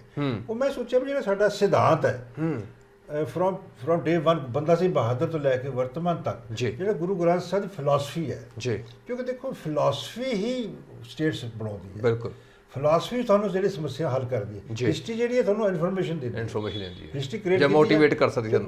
ਜਿਹੜਾ ਫਿਲਾਸਫੀ ਹੈ ਜਦੋਂ ਜ਼ਮੀਨ 'ਚ ਉਤਰਦੀ ਹੈ ਤਾਂ ਹਿਸਟਰੀ ਕ੍ਰੀਏਟ ਹੁੰਦੀ ਹੈ, ਬਟ ਪਹਿਲਾਂ ਫਿਲਾਸਫੀ ਆਉਂਦੀ ਹੈ, ਸਿਧਾਂਤ ਪਹਿਲਾਂ ਆਇਆ। ਬਿਲਕੁਲ, ਗੁਰੂ ਗ੍ਰੰਥ ਸਾਹਿਬ ਦਾ ਜੋ ਸਿਧਾਂਤ ਸੀਗਾ, ਉਹ ਕਿਹੋ ਜਿਹਾ ਮਨੁੱਖ ਹੈ ਸਿਰਜਦੇ ਨੇ, ਕਿਹੋ ਜਿਹਾ ਸਮਾਜ ਦਾ ਸੁਪਨਾ ਗੁਰੂ ਸਾਹਿਬ ਦਾ, ਕਿਸ ਤਰ੍ਹਾਂ ਦੀ ਵਿਵਸਥਾ ਸਿਰਜਦੇ ਨੇ, ਕਿਸ ਤਰ੍ਹਾਂ ਦਾ ਇੱਕ ਵਿਸ਼ਵ ਸਿਰਜਦੇ ਨੇ, ਕਿਉਂਕਿ ਸਾਡੀ ਫਿਲਾਸਫੀ ਕੁਦਰਤ ਕੇਂਦਰਿਤ ਹੈ। ਬਿਲਕੁਲ, ਕੁਦਰਤ ਕੇਂਦਰਿਤ ਹੋਣ ਕਰਕੇ ਮੈਂ ਫਿਰ ਸਾਰਾ ਉਸ ਨੂੰ ਜਦੋਂ ਕੋਈ manifestation of God in the farm of nature ਹੈ, ਤੇ ਮੈਂ ਉਹ ਫਿਰ ਸਾਰਾ ਜਿਹੜਾ ਸਪੇਸ ਪਕੜੀ, ਕਿਉਂਕਿ ਮੈਂ ਦੇਖਿਆ ਵੀ ਉਹਦੇ 'ਚ ਹੋਰ ਜਿਹੜੇ ਵਿਦਵਾਨ ਉਹਨਾਂ ਨੇ ਭਾਈ ਕਪੂਰ ਸਿੰਘ ਹੈ, ਚਾਹੇ ਕਾਹਨ ਸਿੰਘ ਨਾਭਾ ਨੇ, ਚਾਹੇ ਤੁਸੀਂ ਦੇਖ ਲਓ ਪਰਸਨ ਪੂਰਨ ਸਿੰਘ ਨੇ, ਜਾਂ ਜਿਹੜੇ ਹੋਰ ਲੋਕ ਨੇ, ਉਹਨਾਂ ਨੇ ਮਤਲਬ ਬੜੇ ਅੱਛੇ ਤਰੀਕੇ ਨਾਲ ਆਪਣੇ ਸਮੇਂ ਦੇ ਚੈਲੰਜਸ ਸੀਗੇ, ਬਿਲਕੁਲ ਉਹਨੂੰ ਮੀਟ ਆਊਟ ਕੀਤਾ, ਚਾਹੇ ਭਾਈ ਵੀਰ ਸਿੰਘ ਨੇ। ਬਿਲਕੁਲ, ਸੋ ਮੈਂ ਮਤਲਬ ਕਿ ਇਹ ਸੋਚਦਾ ਜਿਹੜਾ ਹਰ ਵਿਦਵਾਨ ਹੈ, ਇੰਟੈਲੈਕਚੁਅਲ, ਜਿਹੜਾ ਉਹ ਆਪਣੇ ਸਮੇਂ ਦੀਆਂ ਜਿਹੜੀਆਂ ਚੁਣੌਤੀਆਂ ਹੁੰਦੀਆਂ ਨੇ ਉਹਨੂੰ ਐਡਰੈਸ ਕਰਦਾ ਹੈ, ਕਿਉਂਕਿ ਹਰ ਸਮਾਂ ਆਪਣੇ ਆਪ ਦੇ ਵਿੱਚ ਇੱਕ ਨੋਵਲ ਹੁੰਦਾ ਹੈ, ਇੱਕ ਯੂਨੀਕ ਸਿਸਟਮ ਹੁੰਦਾ ਜਿਹਦੇ 'ਚ ਤੁਹਾਨੂੰ ਜਿਹੜੀ ਜੋ ਚੁਣੌਤੀਆਂ ਸਮਾਂ ਵਾਰਦਾ ਹੈ, ਬਿਲਕੁਲ ਉਹ ਪ੍ਰਾਇਰਟੀਜ਼ ਫਿਕਸ ਕਰਨੀਆਂ ਪੈਂਦੀਆਂ।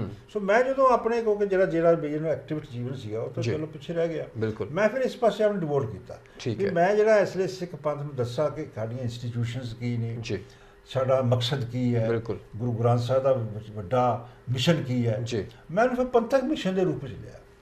ਕਿਉਂਕਿ ਸਾਡੀ ਜਿਹੜੀ ਸਾਰੀ ਰਚਨਾ ਹੈ ਗੁਰੂ ਗ੍ਰੰਥ ਸਾਹਿਬ ਦਾ ਸਿਧਾਂਤ ਹੈ, ਜੋ ਭਗਤ ਜਨ ਜਾਂ ਇਤਿਹਾਸ ਹੈ, ਉਹ ਇਹ ਹੈ ਕਿ ਇੱਕ ਨਵੇਕਲਾ ਜਿਹਾ ਇੰਟੈਗ੍ਰੇਟਿਡ ਤੇ ਡਾਈਵਰਸਿਟੀ ਨੂੰ ਸੈਲੀਬ੍ਰੇਟ ਕਰਦੇ ਗੁਰੂ ਗ੍ਰੰਥ ਸਾਹਿਬ। ਬਿਲਕੁਲ, ਤੇ ਉਹ ਜਿਹੜਾ ਸਿਧਾਂਤ ਹੈ ਕੁਦਰਤ ਤੋਂ ਲਿਆ ਤੇ ਉਸ ਦੇ ਮੁਤਾਬਕ ਆ ਕੇ ਫਿਰ ਦੇयर इज नो ਲੁਕਿੰਗ ਬੈਕ। ਤੇ ਅੱਜ ਜਦੋਂ ਮੈਂ ਇੰਨੇ ਸਾਲ ਦੇ ਵਿੱਚ ਦਰ ਦੇਖਦਾ ਅਗਾਹ ਕੋ ਤਰਾਗ ਪਛਾਂ ਫੇਰ ਨਾ ਮੋੜੜਾ, ਫਿਰ ਤੱਕ 10,000 ਪੇਜ ਮੈਂ ਲਿਖ ਕੇ ਛਾਪ ਕੇ ਜਦ ਕਿਤਾਬਾਂ 'ਚ ਕਲਮਬੰਦ ਕਰ ਚੁੱਕਾ। ਜੀ ਬਿਲਕੁਲ ਜੀ। ਇੱਕ ਤੁਹਾਡੀ ਕਿਤਾਬ ਸ਼ਾਇਦ 2006 ਵਿੱਚ ਆਈ ਸੀ, ਸਿੱਖ ਵਿਜ਼ਨ 2025। ਹਾਂਜੀ, ਔਰ 2006 ਤੋਂ ਅਸੀਂ ਹੁਣ 2023 ਵਿੱਚ ਬੈਠੇ ਹਾਂ। ਉਸ ਵੇਲੇ ਉਸ ਕਿਤਾਬ ਦਾ ਵਿਜ਼ਨ ਕੀ ਹੈਗਾ ਸੀਗਾ ਕਿ ਜੇ ਉਹਦੇ ਉੱਤੇ ਕੋਈ ਕੰਮ ਹੋਇਆ, ਤੁਹਾਨੂੰ ਲੱਗਾ ਵੀ 20 ਸਾਲ ਦਾ ਤਕਰੀਬਨ ਪੀਰੀਅਡ ਬਣ ਜਾਂਦਾ ਹੈ, ਹਨਾ, ਤੇ ਉਹਦੇ ਕੁਝ ਜੋ ਚ ਲਿਖਿਆ ਸੀ ਉਹਦੇ ਕੋਈ ਕੰਮ ਤੁਹਾਨੂੰ ਲੱਗੇ ਵੀ ਹਾਂ ਜੋ ਮੈਂ ਲਿਖਿਆ ਸੀ ਉਹ ਮੇਰੀ ਭਵਿੱਖਬਾਣੀ ਕੁਝ ਹੱਦ ਤੱਕ ਸਹੀ ਹੋਈ ਹੈ, ਤੇ ਜਾਂ ਇਦਾਂ ਵੀ ਲੱਗਾ ਵੀ ਜੇ ਉਹਨੂੰ ਪੂਰੇ ਤੌਰ ਤੇ ਅਮਲ ਕਰਦੇ ਤੇ ਸ਼ਾਇਦ ਅੱਜ ਸਥਿਤੀ ਕੋਈ ਹੋਰ ਹੁੰਦੀ, ਕੌਮ ਸਥਿਤੀ ਹੋਰ ਹੁੰਦੀ। ਦੇਖੋ ਇਸ ਤਰ੍ਹਾਂ ਸੀ ਜੀ, ਮੈਂ ਇਹਦੇ ਨਾਲ ਇਹਨਾਂ ਨਾ ਖਾਲਸਾ ਪ੍ਰਕਾਸ਼ ਰੱਖਿਆ ਸੀ ਇਸ ਕਿਤਾਬ ਦਾ। ਅੱਛਾ ਜੀ, ਪਹਿਲਾ ਨਾਮ ਖਾਲਸਾ ਪ੍ਰਕਾਸ਼ ਸੀ, ਕਿਤਾਬ ਦਾ ਨਾਮ ਖਾਲਸਾ ਪ੍ਰਕਾਸ਼ ਸੀਗਾ। ਮੈਂ ਉਹ ਜਿਹੜਾ ਚਲੋ ਖਾਲਸਾ ਪ੍ਰਕਾਸ਼ ਰੱਖਣ ਨਾਲ ਸੀ ਵੀ ਕਿਸ ਤਰ੍ਹਾਂ ਨਵੀਂ ਸੋਚ ਦਾ ਪ੍ਰਕਾਸ਼ ਹੋ ਰਿਹਾ ਅਨੰਦਪੁਰ ਧਰਤੀ ਹੋਣ। ਲੇਕਿਨ ਮੈਨੂੰ ਫਿਰ ਉਸ ਤੋਂ ਬਾਅਦ ਆਇਆ ਵੀ ਵਿਜ਼ਨ ਰੱਖੀਏ, ਵਿਪਿਖ ਦ੍ਰਿਸ਼ਟੀ। ਤੇ 2025 ਕਿਉਂ ਰੱਖਿਆ? ਕਿਉਂਕਿ ਮੈਂ ਜਦੋਂ ਤੀਸਰੀ ਕਿਤਾਬ ਮਹਾਪੁਰਸ਼ ਲਿਖੀ ਨਹੀਂ ਤੇ ਮੈਂ ਉਹਦਾ ਦੂਸਰਾ ਅਗਲਾ ਪੁਆਇੰਟ ਪ੍ਰੋਜੈਕਟ ਲਿਆ ਤੇ ਮੇਰੇ ਮਨ 'ਚ ਇੱਕ ਬੜਾ ਅਜੀਬ ਜਿਹਾ ਵਿਚਾਰ ਆਇਆ, ਕਿਉਂਕਿ ਕਪੂਰ ਸਿੰਘ ਦਾ ਕਪੂਰ ਸਿੰਘ ਨੇ ਕਿਸੇ ਨੂੰ ਕੋਟ ਕਰਕੇ ਲਿਖਿਆ ਸੀ ਵੀ ਜਿਹੜੇ ਮੁਸਲਮਾਨ ਨੇ ਹਿੰਦੂ ਜੋ ਹੈ ਨਾ, ਉਹਨੂੰ ਕੰਪੈਰੀਜ਼ਨ ਕੀਤਾ ਸੀਗਾ ਹਿੰਦੂ ਮੁਸਲਿਮ ਐਂਡ ਸਿੱਖ ਸਾਈਕੀ ਦਾ, ਸੋਚ ਦਾ। ਅੱਛਾ ਜੀ, ਵੀ ਹਿੰਦੂ ਜਿਹੜਾ ਹੈ ਉਹ 25 ਸਾਲ ਪਹਿਲਾਂ ਸੋਚ ਲੈਂਦਾ ਹੈ ਵੀ 25 ਸਾਲ ਬਾਅਦ ਕੀ ਹੋਏਗਾ ਤੇ ਮੈਂ ਉਸ ਦਾ ਕੰਮ ਕਿਵੇਂ ਕੰਮ ਕਰਨਾ, ਤੇ ਮੁਸਲਮਾਨ ਜਿਹੜਾ ਮੌਕੇ ਤੇ ਆ ਕੇ ਸੋਚ ਲੈਂਦਾ ਵੀ ਮੈਂ ਕਿਸ ਤਰ੍ਹਾਂ ਜਿਹੜੀ ਸਾਡੀ ਸਾਰੀ ਮੂਵਮੈਂਟ ਮੌਕਾ ਸਾਂਭ ਲੈਂਦਾ ਹੈ, ਸਿਧਾਂਤ ਹੈ ਉਹਨੂੰ ਸਾਂਭ ਲੈਂਦੇ। ਬੋਲੋ ਸ਼ਾਇਦ 47 ਦਾ ਉਹਨਾਂ ਨੇ ਐਗਜ਼ਾਮਪਲ ਲਈ ਹੋਵੇਗੀ, ਹੋ ਸਕਦਾ ਹੈ ਨਾ। ਤੇ ਜੋ ਜਨਾਹ ਦਾ ਸਾਰਾ ਕੇਸ ਸੀਗਾ। ਪਰ ਜਿਹੜਾ ਸਿੱਖ ਐਸਾ ਹੈ, ਉਹ ਪਤਾ ਨਹੀਂ ਕਿਸ ਤਰ੍ਹਾਂ ਦਾ ਕਰੈਕਟਰ ਹੈ ਸਿੱਖ ਦਾ, ਵੀ ਉਹ 25 ਸਾਲ ਬਾਅਦ ਜਾ ਕੇ ਸੋਚਦਾ ਕਿ ਉਹ ਕੰਮ ਇਦਾਂ ਨਹੀਂ, ਇਦਾਂ ਹੋਣਾ ਚਾਹੀਦਾ ਸੀ।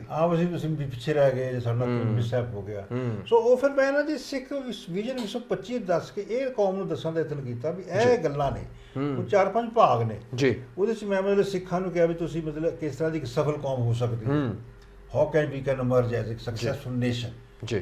ਤੇ ਫਿਰ ਅਸੀਂ ਉਸ ਤੋਂ ਬਾਅਦ ਜਿਹੜੀਆਂ ਸਾਡੀਆਂ ਇੰਸਟੀਟਿਊਸ਼ਨਸ ਦਾ ਜਿਹੜਾ ਕਿਵੇਂ ਅਸੀਂ ਸੁਧਾਰ ਕਰੀਏ, ਫਿਰ ਅਲੱਗ-ਅਲੱਗ ਵਿਜ਼ਨ ਨੇ ਜੀ। ਮਤਲਬ ਵਿੱਦਿਆ ਦਾ ਵਿਜ਼ਨ ਹੈ, ਇਕਨੋਮਿਕ ਵਿਜ਼ਨ ਹੈ, ਦੈਨ ਮੀਡੀਆ ਵਿਜ਼ਨ ਹੈ, ਨੌਜਵਾਨਾਂ ਬਾਰੇ ਹੈ, ਸਾਡੀ ਜਿਹੜੀ ਪੰਜਾਬ ਦੀ ਜਿਹੜੀ ਸਾਰੀ ਸਥਿਤੀ ਹੈ, ਵਿਜ਼ਨ ਹੈ, ਮਤਲਬ ਉਹ ਇਹ ਦੱਸਿਆ ਵੀ ਇਸ ਤਰ੍ਹਾਂ ਕਰੋ।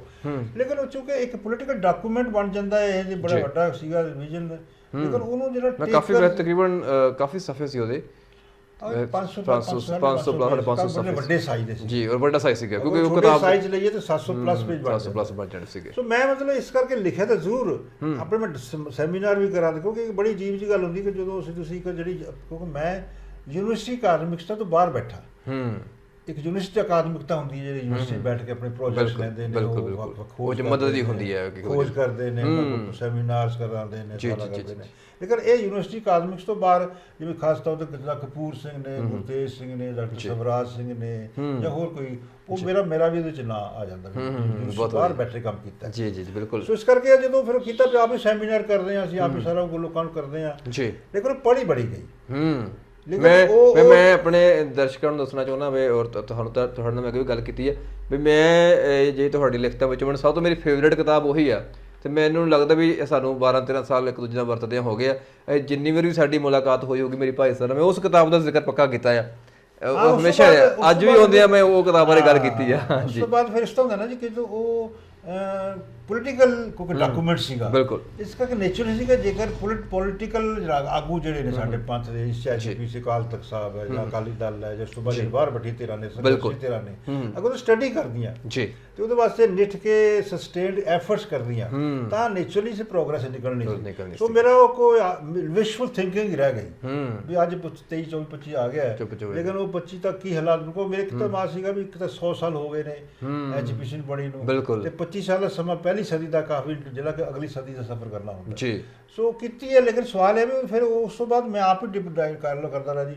ਪਰ ਫਿਰ ਮੇਰੇ 'ਚ ਆਇਆ ਕਿ ਮੈਂ ਅਕਾਲ ਤਖਤ ਸਾਹਿਬ ਬਾਰੇ ਲਿਖਾਂ। ਹਾਂ, ਮੈਂ ਉੱਥੇ ਆਉਣ ਲੱਗਾ ਸੀ ਜੀ, ਤੁਸੀਂ ਅਕਾਲ ਤਖਤ ਸਾਹਿਬ ਦਾ ਜ਼ਿਕਰ ਕੀਤਾ ਵੀ ਅਕਾਲ ਤਖਤ ਸਾਹਿਬ ਦੀ ਗਲੋਬਲ ਦ੍ਰਿਸ਼ਟੀ ਕੀ ਹੈ, ਮਤਲਬ ਉਹ third alternative the reality of third alternative, ਉਹਦੇ 'ਚ ਮੈਂ ਅਕਾਲ ਤਖਤ ਸਾਹਿਬ ਨੂੰ ਕੇਂਦਰ 'ਚ ਰੱਖ ਕੇ, ਹਾਂਜੀ, ਉਹਦੇ 'ਚ ਫਿਰ ਅਕਾਲ ਤਖਤ ਸਾਹਿਬ ਕੀ ਨੇ, ਇਹਨਾਂ ਦੀ ਜਿਹੜੀ ਸੀਟ ਆਫ ਅਥਾਰਟੀ ਕੀ ਹੈ, ਮੈਂ ਇਸ ਨੂੰ ਮਤਲਬ ਕਹਿੰਦਾ ਕਿ ਇਹ ਗੈਰ ਰਾਜੀ ਸਰਕਾਰੇ ਖਾਲਸਾ ਦੀ ਸੀਟ ਆਫ ਅਥਾਰਟੀ ਹੈ, ਜਿਹਨੂੰ ਭਾਈ ਕਾਹਨ ਸਿੰਘ ਨਾਭਾ ਪੰਥ ਦਾ ਸਿੰਘਾਸਣ ਕਹਿੰਦੇ ਨੇ ਜੀ, ਠੀਕ ਹੈ ਨਾ। ਸੋ ਜਦੋਂ ਸਿੰਘਾਸਣ ਦੇ ਤੌਰ ਤੇ ਵਰਕ ਕਰਦੇ ਹੋ, ਮਤਲਬ ਇੱਕ ਤਾਂ ਹੁੰਦਾ ਕਿ ਵਰਲਡਲੀ ਗਵਰਨਮੈਂਟ, ਬਿਲਕੁਲ, ਇੱਕ ਹੁੰਦਾ ਥੋੜਾ ਸਪਿਰਿਚੁਅਲ ਐਂਡ ਪੋਲੀਟੀਕਲ ਸੋਵਰੇਨਟੀ ਦਾ ਤਖਤ। ਸੋ ਅਕਾਲ ਤਖਤ ਸਾਹਿਬ ਦੇ ਹੋਣ ਕਰਕੇ ਅਕਾਲ ਦਾ ਤਖਤ ਹੈ ਜੀ। ਸੋ ਵੀ ਆਰ ਜਸਟ ਕਸਟੋਡੀਅਨ। ਅਸੀਂ ਅਕਾਲ ਦੀ ਜਿਹੜੀ ਸੋਚ ਹੈ, ਅਕਾਲਪੁਰੀ ਸੋਚ ਜਿਹੜੀ ਗੁਰੂ ਗ੍ਰੰਥ ਸਾਹਿਬ 'ਚ ਆਈ ਹੋਈ ਹੈ, ਹੋਰ ਸਾਰੇ ਵਰਲਡ ਲਿਟਰੇਚਰ 'ਚ ਹੈਗੀ, ਉਹਨਾਂ ਅੱਗੇ ਪਹੁੰਚਾ ਕੇ ਜਾਣਾ। ਅਸੀਂ ਦੁਨੀਆ ਦੀ ਜੋ ਮਤਲਬ ਕਰਨੀ ਹੈ ਰੱਖਿਆ, ਸੋ ਉਸ ਕਰਕੇ ਉਹ ਅਕਾਲ ਤਖਤ ਸਾਹਿਬ ਦੇ ਵਿੱਚ ਉਹਦੇ ਹਿਸਟੋਗ੍ਰਾਫੀ ਹੈ, ਉਹਦੇ ਵਿੱਚ ਫਿਰ ਕਈ ਤਰ੍ਹਾਂ ਦੇ ਕਿਹੜੇ ਸਾਡੇ ਇਸ਼ੂਜ਼ ਨੇ। ਵੈਸੇ ਇੱਕ ਵਾਰ ਮੈਂ ਇੱਥੇ ਜ਼ਰੂਰ ਪੁੱਛਣਾ ਚਾਹੂੰਗਾ ਵੀ ਅਕਾਲ ਤਖਤ ਸਾਹਿਬ ਦੀ ਗਲੋਬਲ ਦ੍ਰਿਸ਼ਟੀ ਤੁਸੀਂ ਕਿੱਦਾਂ ਦੇਖਿਆ, ਕਿਉਂਕਿ ਉਹਦੇ ਸਾਰੇ ਵਿਸ਼ੇ ਵੀ ਤੁਸੀਂ ਦੱਸ ਦਿੱਤਾ ਵੈਸੇ ਕਿ ਕੇਂਦਰ ਅਕਾਲ ਤਖਤ ਸਾਹਿਬ, ਤੁਸੀਂ ਅਕਾਲ ਤਖਤ ਸਾਹਿਬ ਨੂੰ ਕੇਵਲ ਸਿੱਖਾਂ ਤੱਕ ਸੀਮਿਤ ਨਾ ਰੱਖਦੇ ਹੋਏ ਤੁਸੀਂ ਉਹਨੂੰ ਵਿਸ਼ਵ ਤੱਕ ਉਹਦੀਆਂ ਹੱਦਾਂ ਮਿੱਥੀਆਂ ਨੇ ਉਸ ਕਿਤਾਬ ਦੇ ਵਿੱਚ। ਉਹ ਦੇਖੋ, ਜੇ ਤੁਸੀਂ ਅਕਾਲ ਤਖਤ ਕਹਿੰਦੇ ਆ ਨਾ ਬਾਗ ਜੀ, ਤਾਂ ਅਕਾਲ ਨੂੰ ਤਾਂ ਵੰਡਿਆ ਨਹੀਂ ਜਾ ਸਕਦਾ, ਨਹੀਂ ਵੰਡਿਆ ਜਾ ਸਕਦਾ, ਬਿਲਕੁਲ। ਅਕਾਲ ਤਖਤ ਸਾਹਿਬ ਤਾਂ ਉਹ ਸਿੱਖਾਂ ਤੱਕ ਸੀਮਿਤ ਨਹੀਂ ਹੈ। ਹਾਂ, ਬਿਲਕੁਲ। ਕਿ ਸਾਡਾ ਸਿਧਾਂਤ ਸਰਬੱਤ ਦੀ ਚਿੰਤਾ ਕਰਦਾ ਜੀ ਜੀ ਜੀ, ਤੇ ਸਰਬੱਤ ਦਾ ਭਲਾ ਲੋਚਦਾ ਹੈ, ਤੇ ਸਰਬੱਤ ਦਾ ਭਲਾ ਤੇ ਚਿੰਤਾ ਕਰਨ ਵਾਸਤੇ ਸਾਡੀ ਆਪਣੀ ਸ਼ਕਤੀ ਬਣੀ ਰਹਿਣੀ ਚਾਹੀਦੀ ਹੈ। ਬਿਲਕੁਲ, ਉਹ ਇੱਕ ਬੜਾ ਬਹੁਤ ਮੈਂ ਸਮਝਦਾ ਬੜਾ ਵੱਡਾ ਫੈਲਾਅ, ਬੜਾ ਵੱਡਾ, ਕਿ ਉਹ ਕਿਤਾਬ ਵੀ ਵੱਡਾ ਕਰੀ ਹੈ, ਔਰ ਬਹੁਤ ਸਾਰੇ ਤੁਸੀਂ ਐਜੂਕੇਸ਼ਨ, ਐਗਰੀਕਲਚਰ, ਹੈਲਥ ਐਜੂਕੇਸ਼ਨਸ, ਬਹੁਤ ਕੁਝ ਉਹਦੇ 'ਚ ਐਡ ਕੀਤਾ। ਜਿਹੜੀ ਗੱਲ ਹੈ ਕਿ ਜਿਹੜਾ ਹਿਊਮਨ ਕੰਸਰਨ ਨੇ, ਹਿਊਮਨ ਕੰਸਰਨ ਨੂੰ ਅਕਾਲ ਤਖਤ ਨੇ ਸੰਬੋਧਨ ਹੋਣਾ ਹੈ। ਮਤਲਬ ਇਦਾਂ ਦਾ ਵੀ ਸ਼ਾਇਦ ਉਹ ਪੂਰੇ ਵਰਲਡ ਦੇ ਵਿੱਚ ਅਸੀਂ ਇੱਕ ਗਵਰਨਮੈਂਟ ਦੀ ਜਿਵੇਂ ਗੱਲ ਕਰ ਰਹੇ ਨਾ, ਉਸ ਕਿਤਾਬ ਨੂੰ ਪੜ੍ਹ ਕੇ ਲੱਗਦਾ ਜਾ ਕੇ ਮੈਂ ਫਿਰ ਜਦੋਂ ਜਿਹੜਾ ਆਲਟਰਨੇਟ ਗਲੋਬਲ ਆਰਡਰ ਤੇ ਸਟੇਟ ਲਿਖੀ ਨਾ, alternate state and global order ਸਾਰਾ ਦਿੱਤਾ ਹੈ, ਪਰ ਉਹ ਮੈਂ ਮਤਲਬ ਇਸ ਤਰ੍ਹਾਂ ਸਮਝਦਾ ਕਿ ਅਕਾਲ ਤਖਤ ਸਾਹਿਬ ਤੇ ਸਿੱਖੀ ਤੇ ਗੁਰੂ ਗ੍ਰੰਥ ਸਾਹਿਬ ਇੱਕ ਵੱਡੇ ਦਰਖਤ ਵਾਂਗੂ ਹੈ, ਠੀਕ ਹੈ ਨਾ। ਦਰਖਤ ਜਿਵੇਂ ਇੱਕ ਬੜਾ ਵੱਡਾ ਡੂੰਘੀਆਂ ਜੜ੍ਹਾਂ ਪਾ ਕੇ ਥੱਲੇ ਲੈ ਕੇ ਜਾਂਦਾ ਹੈ, ਬਿਲਕੁਲ, ਤੇ ਉਥੋਂ ਊਰਜਾ ਲੈਂਦਾ ਜੀ।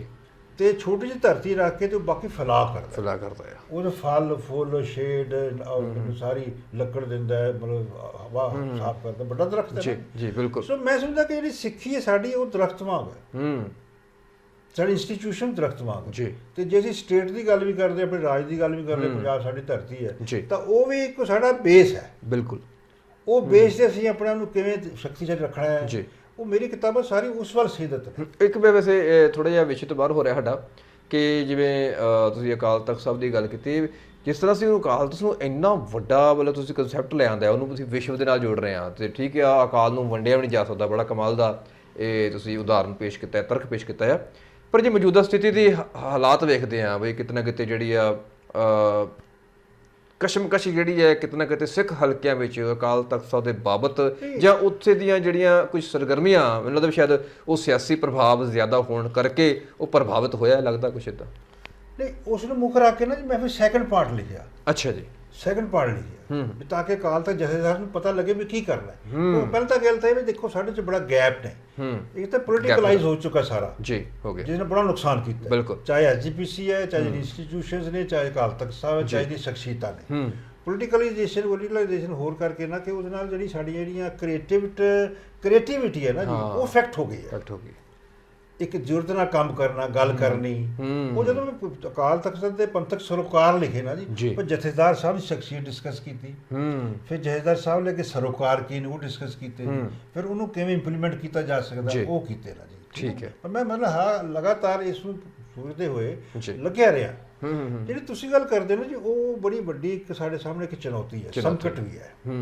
ਠੀਕ ਹੈ ਨਾ ਜੀ। ਉਹ ਇਹ ਗੱਲ ਹੈ ਕਿ ਜਿਹੜਾ ਸਾਡੀ ਸਿਧਾਂਤਕ ਤੌਰ ਤੇ ਜੋ ਮੇਰੀ ਅਪਰੋਚ ਰਹੀ ਹੈ, ਉਹ ਮੈਂ ਜਦੋਂ ਹੁਣ ਜਿਵੇਂ ਅਕਾਲ ਤਖਤ ਸਾਹਿਬ ਦੇ ਅਰਦਾਸ ਕਰਕੇ ਕਿਤਾਬ ਸ਼ੁਰੂ ਕਰਦਾ ਜੀ, ਬਿਲਕੁਲ, ਤੇ ਜਦੋਂ ਖਤਮ ਕਰਦਾ ਤਾਂ ਅਕਾਲ ਤਖਤ ਸਾਹਿਬ ਤੇ ਲੈ ਕੇ ਜਾ ਕੇ ਉਹਨੂੰ ਭੇਂਟ ਕਰਦਾ। ਬਿਲਕੁਲ ਜੀ। ਸਿੱਖ ਵਿਜਨ ਇਸ ਤਰ੍ਹਾਂ ਕੀਤੀ ਜੀ। ਬਿਲਕੁਲ। ਮੈਂ ਦਰਸ਼ਕਾਂ ਨੂੰ ਦੱਸਣਾ ਚਾਹੁੰਦਾ ਵੀ ਭਾਈ ਹਰਸਿਮਰਤ ਸਿੰਘ ਜੀ ਦੀਆਂ ਹੁਣ ਤੱਕ ਜਿੰਨੀਆਂ ਵੀ ਕਿਤਾਬਾਂ ਆਈਆਂ ਨੇ, ਉਹ ਸਭ ਤੋਂ ਪਹਿਲਾਂ ਸ੍ਰੀ ਅਕਾਲ ਤਖਤ ਸਾਹਿਬ ਜਾ ਕੇ ਹੀ ਭੇਟ ਕੀਤੀਆਂ ਜਾਂਦੀਆਂ ਨੇ। ਉੱਥੋਂ ਜਿਹੜੀ ਇਹ ਕਿਤਾਬ ਦੀ ਡਿਸਟ੍ਰੀਬਿਊਸ਼ਨ ਦੀ ਜਿਹੜੀ ਸਟਾਰਟਿੰਗ ਹੁੰਦੀ ਹੈ। ਹੁਣ ਤੱਕ ਦੀਆਂ 17 ਕਿਤਾਬਾਂ ਦੀ ਗੱਲ ਕਰਦੇ ਆ, ਤੇ ਮੈਨੂੰ ਪਤਾ ਵੀ ਜਦੋਂ ਕੋਈ ਕਿਤਾਬ ਆਉਂਦੀ ਹੈ ਤੇ ਮੈਂ ਅੰਮ੍ਰਿਤਸਰ ਬੈਠਾ ਹੁੰਦਾ, ਮੈਨੂੰ ਫੋਨ ਆ ਜਾਂਦਾ ਵੀ ਤੁਸੀਂ ਇਕਬਾਲ ਸਿੰਘ ਜੀ ਸ੍ਰੀ ਅਕਾਲ ਤਖਤ ਸਾਹਿਬ ਤੇ ਆ ਦਿਓ, ਤੇ ਮੈਨੂੰ ਪਤਾ ਲੱਗ ਜਾਂਦਾ ਵੀ ਲਓ ਜੀ ਇੱਕ ਹੋਰ ਨਵਾਂ ਪ੍ਰੋਜੈਕਟ ਜਿਹੜਾ ਆ ਉਹ ਸੰਪੂਰਨ ਹੋ ਚੁੱਕਿਆ ਹੈ, ਤੇ ਸ੍ਰੀ ਅਕਾਲ ਤਖਤ ਸਾਹਿਬ ਤੇ ਧੰਨਵਾਦ ਦੀ ਅਰਦਾਸ ਜਿੱਥੇ ਕਰਨੀ ਹੈ ਉੱਥੇ ਕਿਤਾਬ ਜਿਹੜੀ ਅਕਾਲ ਤਖਤ ਸਾਹਿਬ ਤੇ ਭੇਟ ਕੀਤੀ ਜਾ ਰਹੀ ਹੈ। ਮੈਨੂੰ ਲੱਗਦਾ ਸ਼ਾਇਦ ਇੱਕ ਸਿੱਖ ਹਿਸਟਰੀ ਦੇ ਵਿੱਚ ਜਾਂ ਸਿੱਖ ਲਿਟਰੇਚਰ ਹਿਸਟਰੀ ਦੇ ਵਿੱਚ ਇਹ ਇੱਕ ਵੱਖਰੀ ਕਿਸਮ ਦੀ ਪਹਿਲ ਸੀ, ਔਰ ਆਪਣੇ ਆਪ ਵਿੱਚ ਇੱਕ ਆਪਣੀ ਹੀ ਇਹ ਮਿਸਾਲ ਹੈਗੀ ਸੀ। ਇਸ ਤਰ੍ਹਾਂ ਵੀ ਨਾ ਦੇਖੋ ਕੁਆਕਸੀ ਜੀ, ਇਹ ਨਾ ਇੱਕ ਸਾਡਾ ਇੰਟੈਲੈਕਚੁਅਲ ਵਰਕ ਹੈ ਨਾ। ਬਿਲਕੁਲ।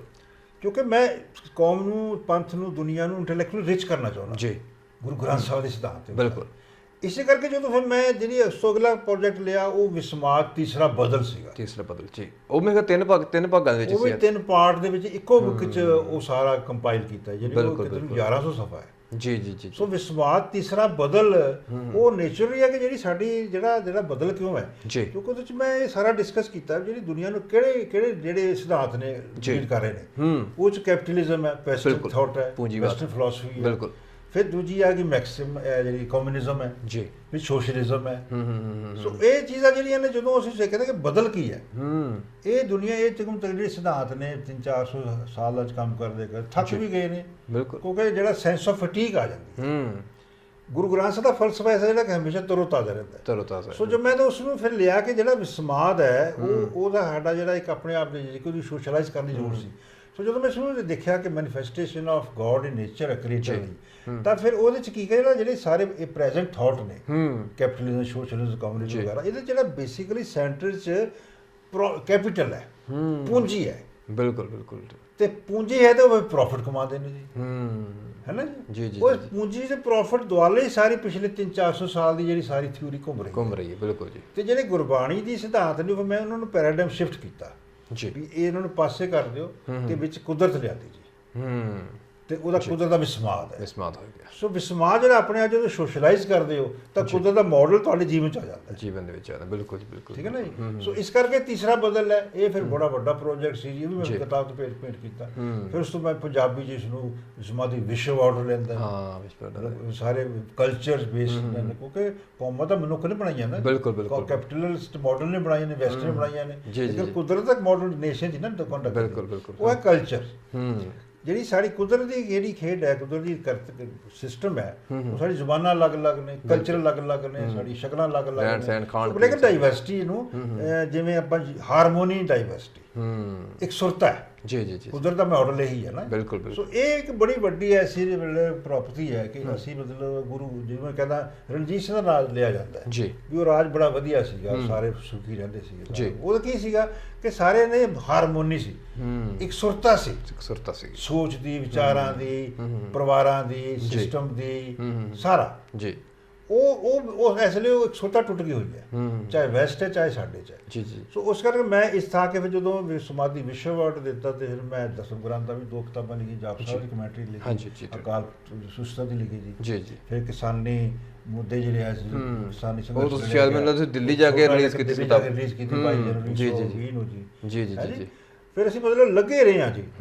ਤੇ ਫਿਰ ਉਸ ਤੋਂ ਬਾਅਦ ਫਿਰ ਜਦੋਂ 1919 ਦਾ ਜ਼ਿਕਰ ਆਉਂਦਾ ਹੈ, ਜੋ ਸੁਲਤਾਨਪੁਰ ਲੋਧੀ ਜੀ 500 ਬਣਾਉਂਦੇ ਨੇ, ਉੱਥੇ ਫਿਰ ਅਸੀਂ ਕਰਤਾਰਪੁਰੀ ਮਾਡਲ ਨੂੰ ਪੈਫਲੇਟ ਲਿਖਿਆ ਜੀ ਵੀ ਇਹ ਸਾਡਾ ਕੋਲ ਮਾਡਲ ਕਰਤਾਰਪੁਰ ਦਾ ਹੈ, ਉਹਦੀ ਪਰਤਾ ਖੁੱਲ੍ਹਣੀ ਚਾਹੀਦੀ ਹੈ ਜੀ ਜੀ। ਬਿਲਕੁਲ, ਮੈਂ ਛੱਡਿਆ ਨਹੀਂ ਕਿਸੇ ਨੂੰ ਜੀ ਜੀ। ਫਿਰ ਮੈਂ ਉੱਥੇ ਸਿੰਘ ਸਾਹਿਬ ਉੱਥੇ ਦਿੱਤਾ ਮੈਸੇਜ ਦਿੱਤਾ, ਉਹ 'ਚ ਉਹਨੇ ਸਿੱਖਾਂ ਨੂੰ ਆਵਾਜ਼ ਮਾਰੀ 2 ਤਰੀਕੇ ਨਾਲ। ਅੱਛਾ ਜੀ। ਵੀ ਸਾਡੇ ਕੋਲ ਇਸ ਵੇਲੇ ਸਿੱਖ ਆਪਣਾ ਨੀਤੀ ਸ਼ਾਸਤਰ ਕੋਈ ਨਹੀਂ, ਵੀ ਅਸੀਂ ਦੂਜਿਆਂ ਦੇ ਘਨੇੜੀ ਚੱਲੇ ਹੋਏ ਆ। ਬਿਲਕੁਲ, ਕਿਉਂਕਿ ਜਿਹੜੀ ਇੱਕ ਤਾਂ ਸਿਧਾਂਤਕ ਗੱਲ, ਇੱਕ ਨੀਤੀ ਹੈ ਜੀ, ਇੱਕ ਨੀਤੀ ਤੰਤਰ ਕੀ ਹੋਣਾ ਚਾਹੀਦਾ ਹੈ, ਉਹਦੇ ਚ ਟੋਲੇ ਦਾ ਸ਼ਾਸਤਰ ਹੈ, ਮਨੂ ਦੀ ਹੈਗੀ, ਚਾਹੇ ਉਹ ਜਿਹੜੇ ਦੂਜੇ ਮਹਾਂਭਾਰਤ ਦੇ ਹੈਗੇ, ਬਿਲਕੁਲ ਉਹ ਇੱਕ ਨੀਤੀ ਸ਼ਾਸਤਰ ਹੈ ਨਾ ਜੀ। ਸਿੱਖਾਂ ਦਾ ਆਪਣਾ ਨੀਤੀ ਸ਼ਾਸਤਰ ਜੀ। ਮੈਂ ਫਿਰ 1.5 ਸਾਲ ਵਰਕਆਊਟ ਕਰਕੇ ਪੂਰਾ ਨੀਤੀ ਸ਼ਾਸਤਰ ਤਿਆਰ ਕਰਕੇ ਅਗੇਨ ਆਈ ਸਬਮਿਟਡ ਟੂ ਦਾ ਅਕਾਲ ਤਖਤ 220 ਮੈਂ ਉੱਥੇ ਸੀਗਾ, ਬਿਲਕੁਲ 220 ਜੀ। ਫਿਰ ਮੈਂ ਉਸ ਜਿਹੜਾ ਨਾਲ ਉਹਨੇ ਕਿਹਾ ਵੀ ਜਿਹੜੀ ਸਾਡਾ ਜਿਹੜੇ ਇਜ਼ਮ ਨੇ, ਕੈਪੀਟਲਿਜ਼ਮ, ਸੋਸ਼ਲਿਜ਼ਮ, ਕਮਿਊਨਿਜ਼ਮ, ਉਹ ਸਿੱਖੀ ਦਾ ਕੀ ਇਜ਼ਮ ਹੈ। ਫਿਰ ਉਹ ਕਿਉਂਕਿ ਜਿਹੜੇ ਵੱਡੇ ਵੱਡੇ ਵਿਦਵਾਨ ਟਾਈਨਬੀ ਵਰਗੇ, ਬਰਟਨ ਰਸਲ ਵਰਗੇ, ਅਲਬਰਟਾਈਨ ਵਰਗੇ, ਬਰਲ ਬਾਕਰ, ਉਹਨਾਂ ਨੇ ਸਿੱਖਾਂ ਨੂੰ ਚੈਲੰਜ ਕਿਸ ਤਰ੍ਹਾਂ ਦਿੱਤਾ ਹੈ ਵੀ ਕੋਈ ਸਮਾਂ ਆਏਗਾ ਵੀ ਸਿੱਖੀ ਦੱਸੇਗੀ ਸਾਨੂੰ ਵੀ ਕੀ ਹੈ ਨਾ। ਉਹ ਵੀ ਕਿ ਚੁਣੌਤੀ ਇਤਿਹਾਸ 'ਚ ਪਈ ਹੈ। ਫਿਰ ਮੈਂ ਟੁੱਕ ਅਪਨ ਮਾਈਸੈਲਫ, ਮੈਂ ਫਿਰ ਉਹ 2021 ਦੇ ਵਿੱਚ ਨਾ ਜੀ ਉਸ ਨੂੰ ਇੰਗਲਿਸ਼ ਦੇ ਵਿੱਚ alternative state and global order, social application of nature, ਇਹ ਬੜਾ ਵੱਡਾ ਸੀਗਾ ਕਿਉਂਕਿ ਕਿਤੇ ਵੀ ਦੁਨੀਆ ਦੇ ਵਿੱਚ ਹੋਰ ਸਾਰੇ ਜੋ ਵੀ ਕੀਤਾ ਕੁਦਰਤ ਨੂੰ ਸੋਸ਼ਲਾਈਜ਼ ਨਹੀਂ ਕੀਤਾ ਗਿਆ ਤੇ ਕੁਦਰਤ ਸਾਨੂੰ ਕਿਵੇਂ ਜੀਵਨ ਦਿੰਦੀ। ਸੋ ਮੈਂ ਸਾਰਾ ਥੀਮ ਦਿੱਤਾ ਕਿ we have to live in accordance with nature. ਅੱਟ ਪੁੱਛੇ ਸਾਡੇ ਸੋਚਿਆ ਦਾ ਸਾਰੇ ਹੱਲ ਕੀ ਹੈ, ਤਾਂ ਉਹ ਇਹ ਹੈ ਕਿ ਕੁਦਰਤ ਅਨੁਸਾਰ ਜੀਵੋ, ਕੁਦਰਤ ਨਾਲ ਜੀ। ਉਹ ਫਿਰ ਜਿਹੜਾ ਮੈਂ ਨਵਾਂ ਆਰਡਰ ਦਿੱਤਾ ਹੈ, ਉਹ 5 ਪਾਰਟਸ ਨੇ ਕਿਤਾਬ ਦੇ ਜੀ। ਐਜੂਕੇਸ਼ਨ ਡਿਵੈਲਪਮੈਂਟ ਮਾਡਲ ਹੈ, ਐਜੂਕੇਸ਼ਨ ਮਾਡਲ ਹੈ, ਸਟੇਟ ਮਾਡਲ ਹੈ। ਇਹ ਮੈਂ 2022 ਵਿੱਚ ਆਪਾਂ 2022 ਚ ਮੈਂ ਫਿਰ ਰਿਲੀਜ਼ ਕਰਾਈ ਉੱਥੇ ਜਾ ਕੇ, ਤੇ ਹੁਣ ਫਿਰ 1923 ਚ ਪੰਥਕ ਏਜੰਡਾ ਜਿਹੜਾ ਹੈ, ਕਿਉਂਕਿ ਸਾਡੀ ਇੰਸਟੀਟਿਊਸ਼ਨ ਵੀ ਹੋ ਗਈ ਹੈ, ਮੇਰੇ ਹੱਥ ਵਿੱਚ ਹੈਗਾ ਆ। ਪਰ ਮੈਂ ਇੱਕ ਦਰਸ਼ਕਾਂ ਦੇ ਨਾਲ ਗੱਲ ਜ਼ਰੂਰ ਕਰਨੀ ਚਾਹੂੰਗਾ ਵੀ ਜਿਵੇਂ ਅਸੀਂ ਕਿਤਾਬਾਂ ਦਾ ਬਹੁਤ ਬਰੀਫਲੀ ਸਮੇਂ ਨੂੰ ਧਿਆਨ ਵਿੱਚ ਰੱਖਦੇ ਕਰਦੇ ਹਾਂ, ਪਰ ਬਹੁਤ ਜਲਦੀ ਅਸੀਂ ਇਸ ਇੰਟਰਵਿਊ ਤੋਂ ਬਾਅਦ ਭਾਈ ਹਰਸਿਮਰਨ ਸਿੰਘ ਜੀ ਦੀਆਂ ਜਿਹੜੀਆਂ ਕਿਤਾਬਾਂ ਹੈਗੀਆਂ ਨੇ ਉਹਨਾਂ ਦੇ ਵਿਸ਼ਾ ਵਸਤੂ ਉੱਤੇ ਇੱਕ ਬਕਾਇਦਾ ਸੀਰੀਜ਼ ਲੈ ਕੇ ਆ ਰਹੇ ਆ। ਇਹ ਆਪਣੀ ਕਿਤਾਬ ਦੇ ਬਾਰੇ ਆਪ ਹੀ ਜਿਹੜਾ ਆ ਵਿਸਥਾਰ ਸਹਿਤ ਤਕਰੀਬਨ ਇਨਫੋਰਮੇਸ਼ਨ ਦੇਣਗੇ ਹਰ ਕਿਤਾਬ ਦੇ ਬਾਰੇ, ਤਾਂ ਕਿ ਸਾਨੂੰ ਪਤਾ ਲੱਗ ਸਕੇ ਵੀ ਸਿੱਖ ਸਾਹਿਤ ਵੀ ਬਹੁਤ ਅਮੀਰ ਹੈਗਾ ਆ।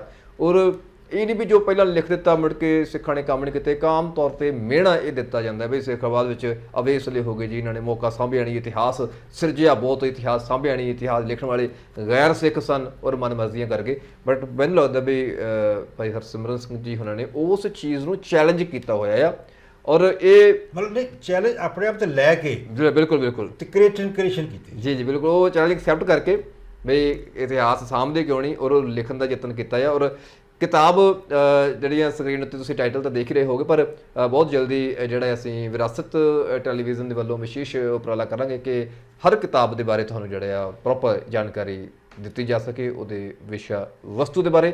ਸੋ ਸਮਾਂ ਹੁਣ ਜਿਹੜਾ ਆ ਬਿਲਕੁਲ ਸਮਾਪਤੀ ਵੱਲ ਹੈਗਾ ਆ, ਔਰ ਇਹ ਵਾਅਦਾ ਜ਼ਰੂਰ ਕਰਾਂਗੇ ਵੀ ਅਸੀਂ ਕੋਸ਼ਿਸ਼ ਕਰਾਂਗੇ ਭਾਈ ਹਰਸਿਮਰਨ ਸਿੰਘ ਜੀ ਦੇ ਕੋਲ ਜਿਹੜਾ ਇੰਨਾ ਗਿਆਨ ਹੈਗਾ ਆ ਉਹ ਅਸੀਂ ਆਪਣੇ ਦਰਸ਼ਕਾਂ ਤੱਕ ਔਰ ਇੰਟਰਨੈਟ ਦੇ ਮਾਧਿਅਮ ਦੇ ਰਾਹੀਂ ਸਿੱਖ ਸੰਗਤ ਤੱਕ ਪਹੁੰਚਾਉਣ ਦਾ ਯਤਨ ਕਰਾਂਗੇ। ਆਪ ਇਸੇ ਤਰ੍ਹਾਂ ਦੁਆਵਾਂ ਸਾਨੂੰ ਦਿੰਦੇ ਰਹਿਣਾ, ਅਸੀਸ ਬਖਸ਼ਦੇ ਰਹਿਣਾ।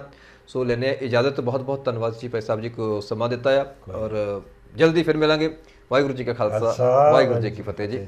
ਸ੍ਰੀ ਅਨੰਦਪੁਰ ਸਾਹਿਬ ਜੀ ਦੀ ਪਾਵਨ ਧਰਤੀ ਤੋਂ ਸਿੱਖ ਕੌਮ ਦੇ ਰੋਸ਼ਨ ਦਿਮਾਗ ਮਹਾਨ ਵਿਦਵਾਨ ਭਾਈ ਹਰਸਿਮਰਨ ਸਿੰਘ ਜੀ ਨਾਲ ਗੱਲਬਾਤ ਕੀਤੀ। ਉਹਨਾਂ ਦੇ ਕਿਉਂਕਿ ਪ੍ਰੋਗਰਾਮ ਜਿਹੜਾ ਆ ਅਦਬ ਸੰਸਾਰ ਦੇ ਵਿੱਚ ਗੱਲਬਾਤ ਕਰਨੀ ਸੀ ਕੇਵਲ ਤੇ ਕੇਵਲ ਸਾਹਿਤਕ ਸਫ਼ਰ ਦੇ ਬਾਰੇ। ਸੋ ਅਸੀਂ ਕੋਈ ਵਿਸ਼ਾ ਵਸਤੂ ਨਹੀਂ ਲਿਆ, ਨਿੱਜੀ ਜ਼ਿੰਦਗੀ ਦੇ ਬਾਰੇ ਕੋਈ ਗੱਲਬਾਤ ਨਹੀਂ ਕੀਤੀ, ਕੇਵਲ ਸਿੱਖ ਸਾਹਿਤ ਦੇ ਬਾਰੇ ਜੋ ਉਹਨਾਂ ਨੇ ਸਿਰਜਿਆ, ਕਿਉਂਕਿ ਬੜਾ ਜ਼ਰੂਰੀ ਹੁੰਦਾ ਵੀ ਜੋ ਸਿਰਜਿਆ ਗਿਆ ਉਹ ਤਾਂ ਦਿਸਦਾ ਆ, ਤੇ ਸਿਰਜਣਹਾਰ ਕਿਤੇ ਨਾ ਕਿਤੇ ਕਈ ਵਾਰੀ ਪਿੱਛੇ ਰਹਿ ਜਾਂਦਾ ਆ। ਸਾਡੀ ਇਹ ਕੋਸ਼ਿਸ਼ ਹੈਗੀ ਹੈ ਕਿ ਉਸ ਵੱਡੀਆਂ ਸੇਵਾਵਾਂ ਕਰਨ ਵਾਲਿਆਂ ਨੂੰ ਵੀ ਜਿਹੜੇ ਆਪ ਦਰਸ਼ਕਾਂ ਔਰ ਸਿੱਖ ਸੰਗਤਾਂ ਦੇ ਰੂਬਰੂ ਕਰਨ ਦੀ ਕੋਸ਼ਿਸ਼ ਕਰੀਏ। ਉਮੀਦ ਕਰਦਾ ਹਾਂ ਕਿ ਪ੍ਰੋਗਰਾਮ ਤੁਹਾਨੂੰ ਪਸੰਦ ਆਇਆ ਹੋਵੇਗਾ। ਸੋ ਮਿਲਦੇ ਹਾਂ ਅਗਲੇ ਐਪੀਸੋਡ ਵਿੱਚ ਇੱਕ ਹੋਰ ਸ਼ਖਸੀਅਤ ਦੇ ਨਾਲ। ਤਦ ਤੱਕ ਲਈ ਮੈਨੂੰ ਦਿਓ ਇਜਾਜ਼ਤ। ਵਾਹਿਗੁਰੂ ਜੀ ਕਾ ਖਾਲਸਾ, ਵਾਹਿਗੁਰੂ ਜੀ ਕੀ ਫਤਿਹ।